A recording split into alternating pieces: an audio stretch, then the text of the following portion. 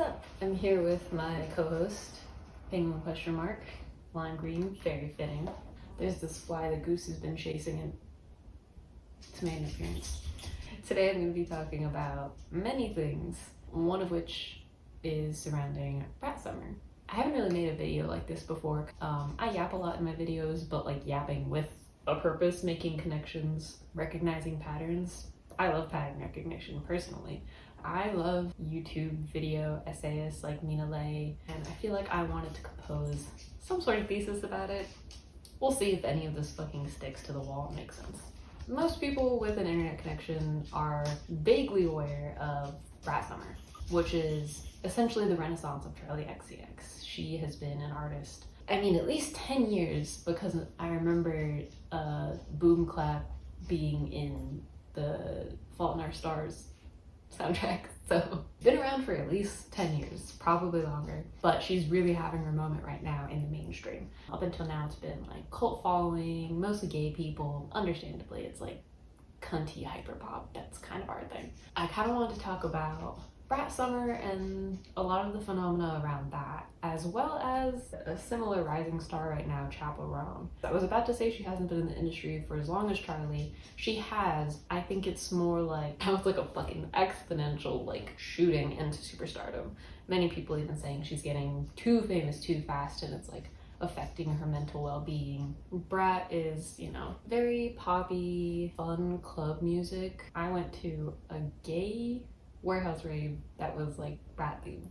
Yeah, I will say I've been participating in brat summer. And brat summer is kind of just the coined term on social media for participating in nightlife in your youth, being a little bit selfish and making mistakes but having no regrets. I'm gonna have to look that up. I'm pretty sure Charli said something along those lines. Kind of just like a phenomena of like the indie sleaze revival, which I know has been like a huge thing, especially in fashion as of late. Doing away with like clean girl aesthetics, like back buns, and going more into really smudged out eyeliner and glitter all over your face from the night before, things like that. Along with kind of brat summer is chappell summer. I don't know if that's a thing. I don't think it's a term. And you know what? Liking an artist and an album doesn't always have to be like a coinable, catchy slogan for social media. You can just like an artist. Chappell roan has also been releasing very fun music that I love to dance to, and Chappell being explicitly gay makes sense when I hear that at a gay club or a gay bar. She's literally talking about going to the gay clubs in WeHo. So having to do with their popularity, their rise, and kind of the phenomena around it and the reception, while they are very similar in that they're being grouped as like, you know, rising gay pop stars that are in the limelight now, they are very different. While this isn't like really necessarily a compare contrast video, because let's not pit two queens against each other, I do have some concerns, I will say. Both make catchy club music of varying styles and genres, both of which are definitely pushing more people, at least my age and my generation, to go out. I love going out, but I feel like there's really been a push for brat summer to like go out with your friends, look hot, go to the bar, go to the club, dance all night, etc. That kind of thing. Which has kind of been like a stark shift, I would say. I remember reading this article, I can't find the exact one, but I found a similar one on NBC. Some Gen Zers are nostalgic for an era of clothing that they didn't get to experience. Zoomers on TikTok are finding that nightlife in 2023 is no longer about getting crunk in the club. I've seen a lot of media surrounding around like what we thought clubbing would be like, which is, you know, everyone dancing and socializing with strangers and things like that. But really what it ends up being when you go out is kind of just like a lot of people standing around.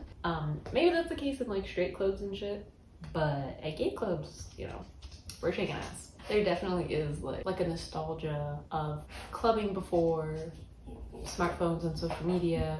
Goose was chasing the fly into another room. I lost my train of thought a little bit. This is gonna be fun to try and keep on topic of whatever thesis I have in my head. I didn't really write out a script for this. I have like a loose, you know, outline with some notes, but I'm kind of freeballing most of this, which I feel like is evident because I'm losing my train of thought. Let me do a quick recap. Brat summer, chappell summer, having fun at gay bars, shit like that. Charli's not explicitly gay, chappell is. Oh yeah, Gen Z killing clubs. I'm sure you've seen articles like millennials are killing this industry and Gen Z is killing that industry. The one that I've seen a lot lately is Gen Z is killing clubs. For very many reasons. I think that Brat Summer is kind of combating that, kind of. I think people, want to go out, but they want it to feel like they're going out, which again is kind of like a nostalgia for a time before social media and smartphones. A quote from this NBC article reads, "The viral discourse surrounding party culture comes amid what experts have described as a loneliness epidemic, especially among young people." Makes a lot of sense, given that many of us spent like core years in quarantine and also just like alienation under capitalism. Definitely leads to people feeling isolated. But I think that also kind of lends to public spaces, but people not knowing how to operate in those spaces. I sometimes find that socializing virtually is easier and it feels more familiar because that's what many of us are used to. That's kind of one aspect of, why Gen Z is killing clubbing, but I think that a lot of people are pushing themselves out of their comfort zone because they want to have a bad summer. This other article on purple sneakers, grumpy millennials blaming Gen Z for killing clubbing. This is a dying art. The young girls don't even know how to dance on a table in a heel. Which, yeah, that's true. But also I feel like a key element that is missing from the conversation, and that is always missing from these conversations of, this generation killing this industry, etc., is that we're broke. Like, we're fucking broke. Going to the club is not cheap. So let's walk through like the average cost of going to the club. Some clubs do have a cover. The ones I've been going to have been like 15 to 20. So we'll say that much. Then you need transportation there, because if you're drinking or etc., then you're not gonna drive. If you do drive, you have to park, which also is not free. So transportation costs, that is like a huge range, because Ubers are not cheap. Usually when you're at the club, you buy drinks with all your friends, you do shots. Alcohol is expensive at clubs, so a lot of people would rather just stay at home and drink there or pregame. So yeah, clubbing is not cheap. There is also another aspect of younger people not wanting to go to clubs. I'm trying to remember the article, I'll try to find it, but it was talking about the pandemic effect, which was the kinds of people that go to these clubs now, or really just most public spaces, are assholes about it. People that feel more comfortable going into public spaces, whether it be COVID comfortability, or just like being in, loud environments, club environments, they're sometimes assholes. There's a lot of reasons why people are not going to clubs anymore. Monetary, social isolation internally, but also feeling like the crowd is just not that great. The environment in general, many people think, why would I go to a club, maybe have a drink, maybe dance? Some people don't want to dance, when I could just stay at home and talk with my friends.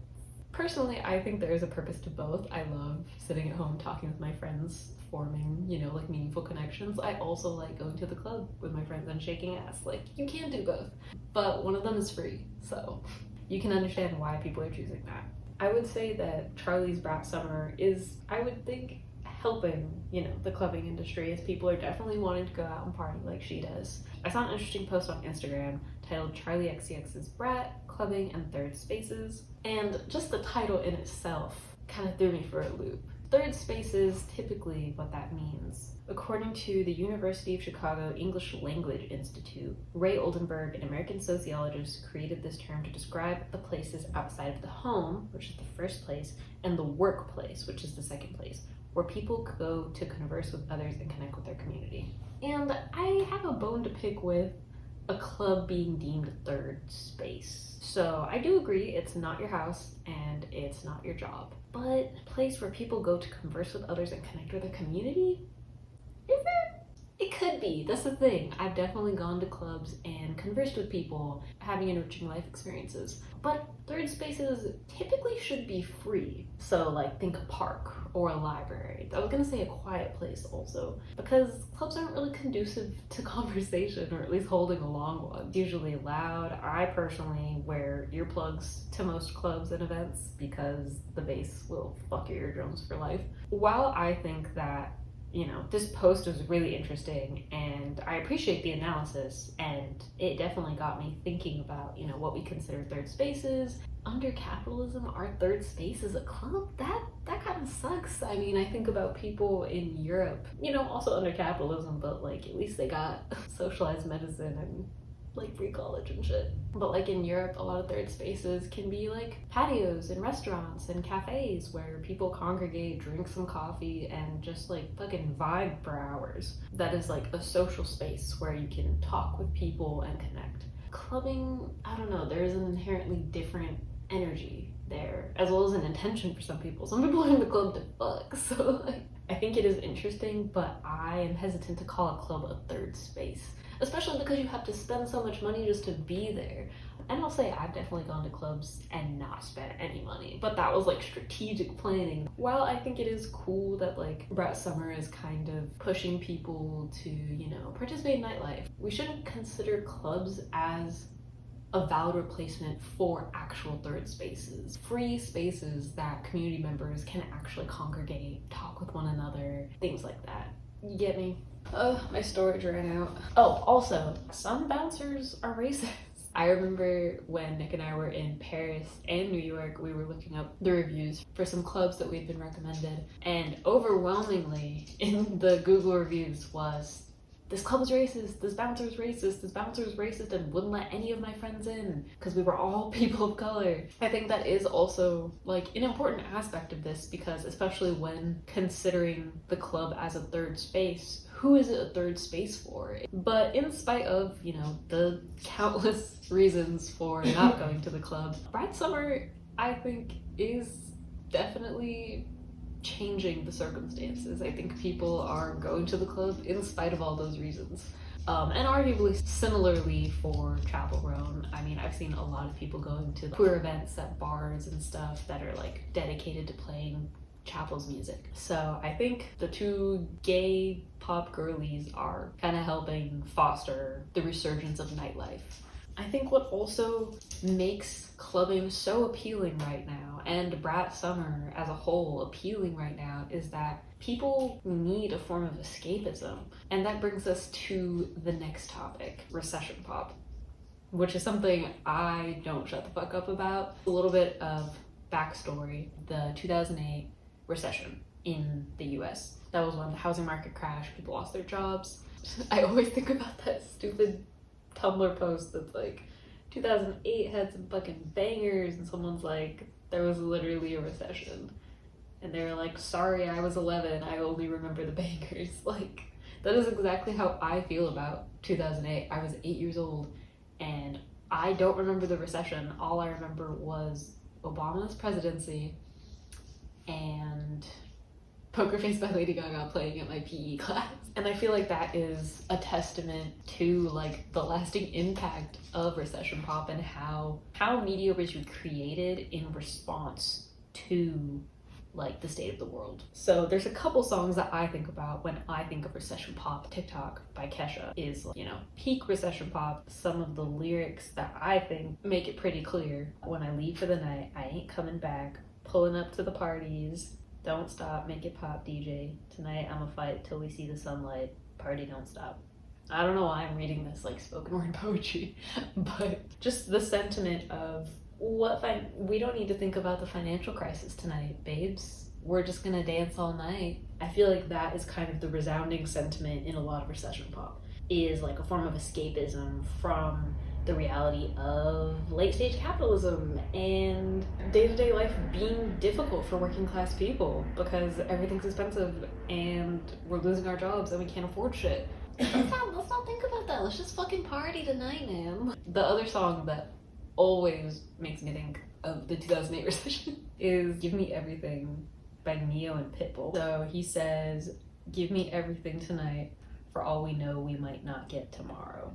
Very much emphasizing a sentiment that the future is bleak and unknown, and that can be incredibly scary, but what we have control over is fucking some hot bitches tonight. I don't know. Like, I think it is just like a form of escapism, which we all partake in. That brings me to this point that while many mainstream media outlets will not admit that we are in a recession, like CNBC with this article saying that most Americans falsely think the US is in a recession, which is a crazy ass headline, because we are in a recession and have been in a recession.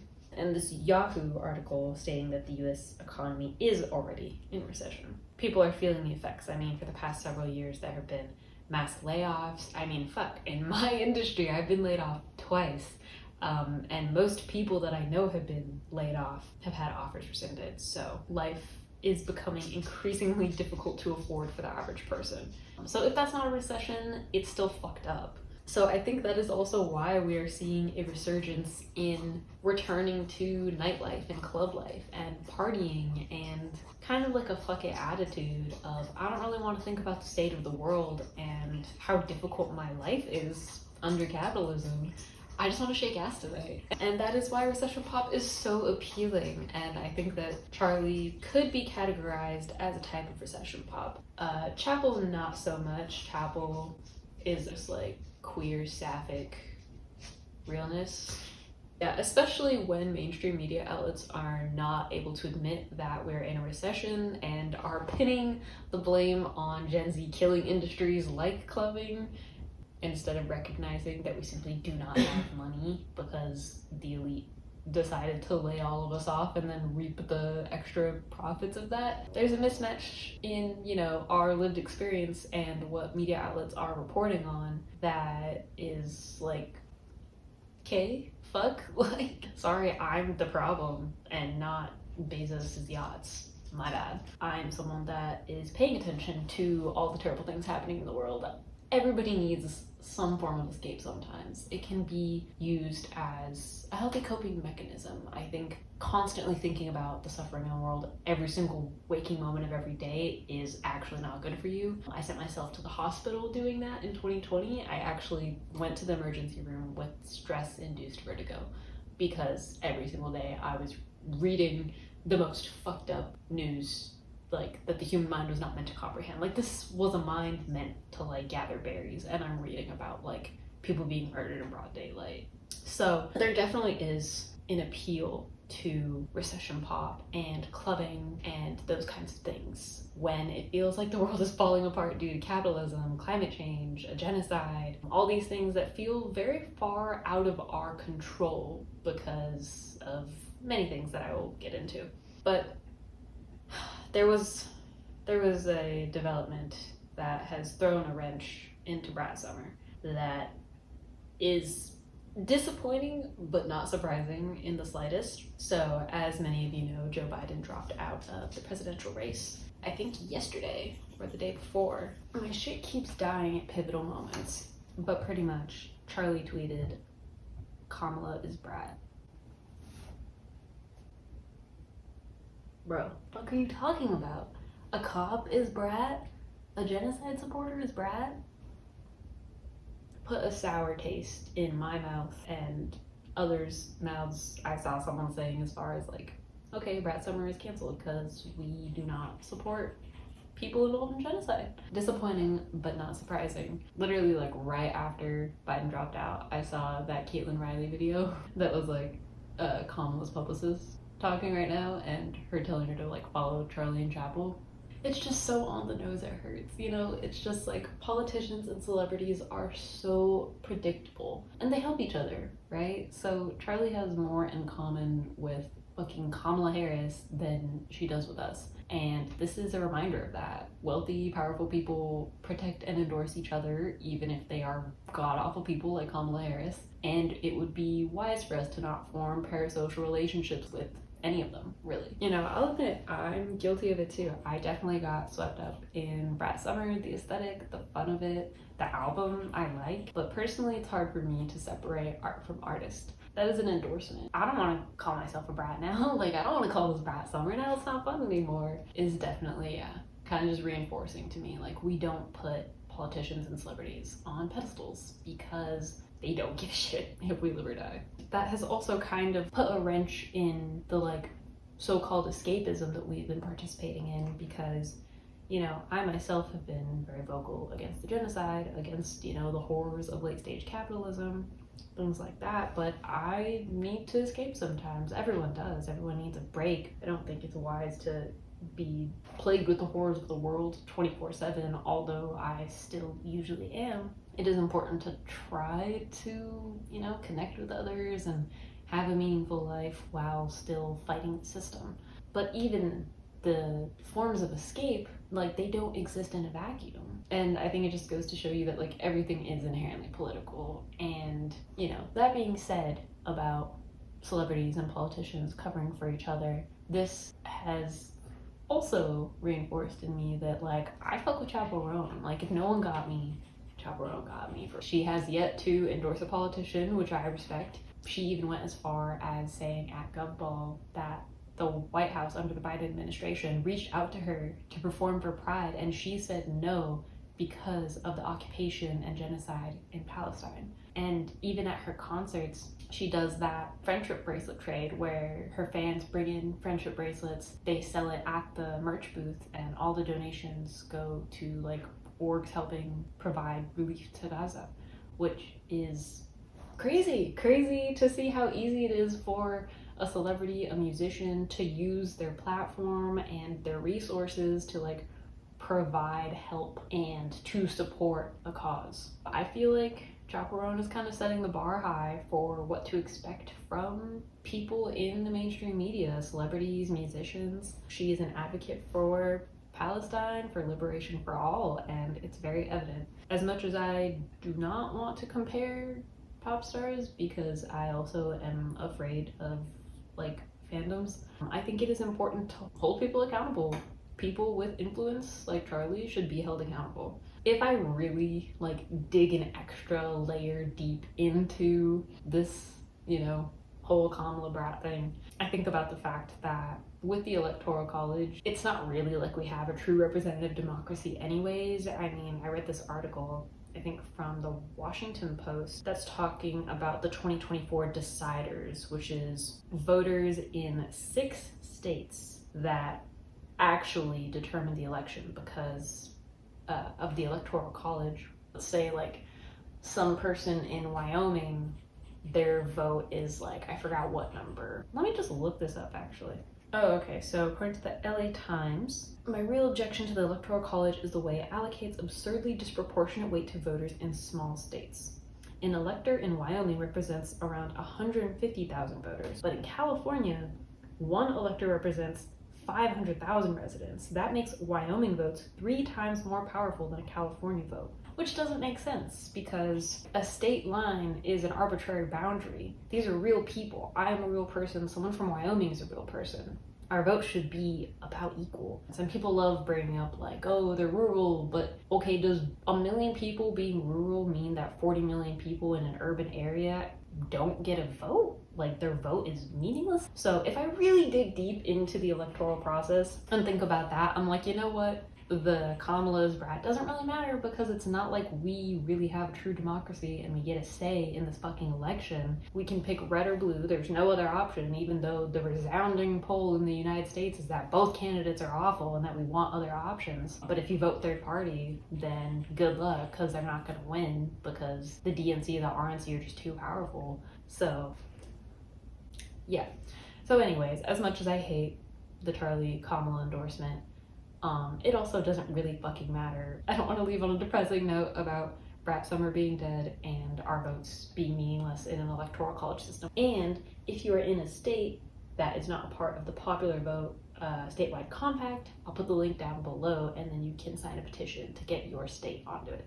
I will leave with the positive note that chappell roan is awesome, and so is her music, and so are her politics, as far as I know. But also, we should not put celebrities or politicians on pedestals. And even though our vote doesn't mean very much, we can organize our communities, provide mutual aid, volunteer,